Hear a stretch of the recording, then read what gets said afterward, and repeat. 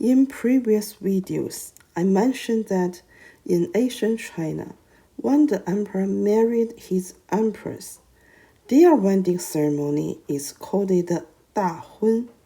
So only the emperor who inherited the throne before getting married had a chance to have a wedding ceremony.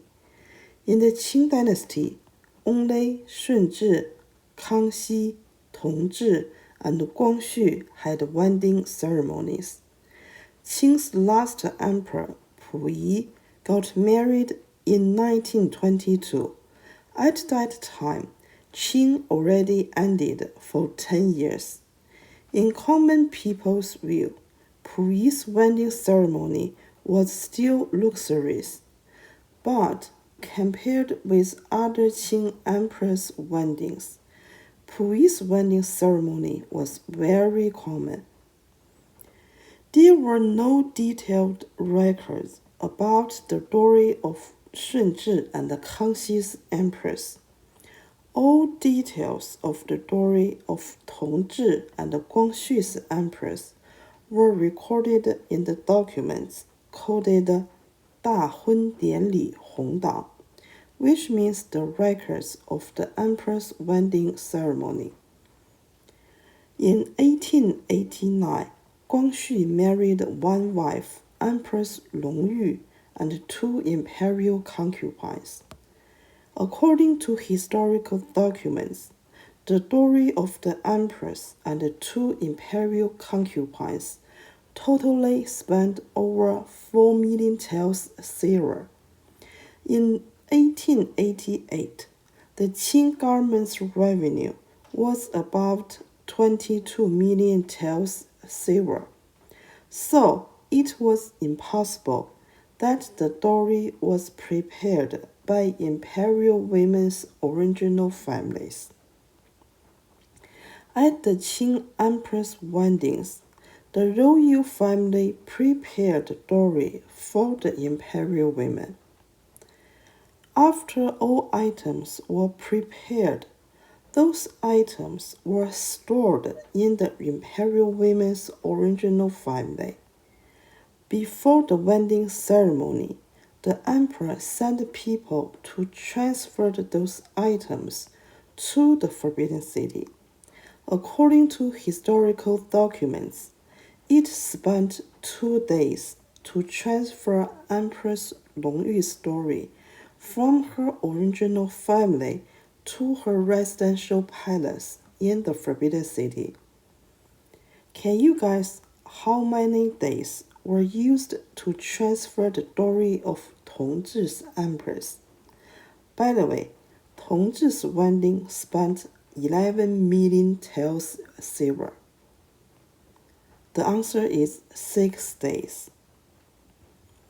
We know in the Qing dynasty, the wife of the prince was called Fujin, who was selected by the emperor through imperial selection. Now, here comes the second question.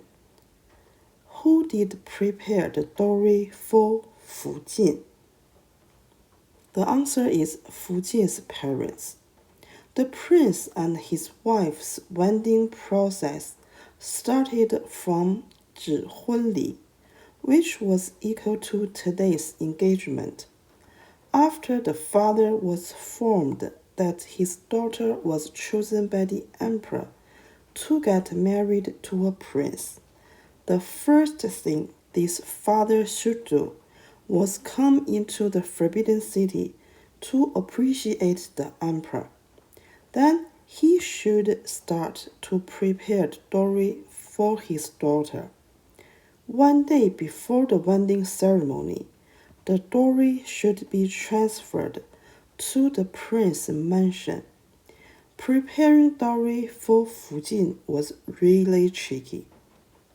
For example, in 1822, Daoguang published a formal order to prevent Fujin's parents from preparing a luxury dowry. But at that time, Qing noble families were used to follow the principle the more the better to prepare the dowry for their daughters. Because the final dowry list should be shown to the emperor, it was worth spending time thinking about how to make the dowry great enough to show respect to the royal family and not luxury to fit the empress requirement.